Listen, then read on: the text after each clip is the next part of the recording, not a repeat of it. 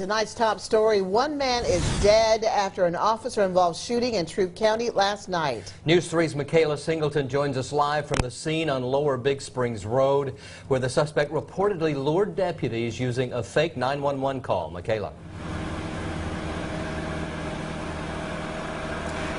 Well, Phil and Teresa, that home just across from me there is where Roger Dale Sims made that 911 call claiming to have shot his wife.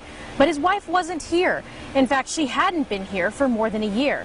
Roger Dale Sims' wife, she actually died when she was involved in a car accident while Sims was driving.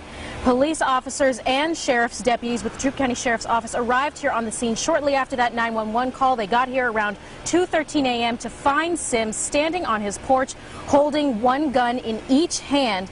Now, they ordered him to surrender and put those guns down. Instead, he fired them twice into the ground. Still, those law enforcement officers, they did not act. They repeatedly told him to lay down his weapons and surrender, but Sims refused. He put one gun down, but then pointed the other one at a deputy, and that is when Sheriff James Woodruff tells me that his deputies had no choice but to take action, firing at Sims several times until he lay dead.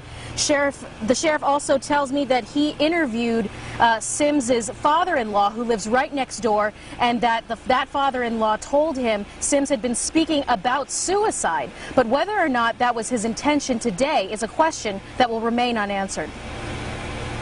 I've been asked that question, and you know, all indications appear that he did call us out there with something in mind.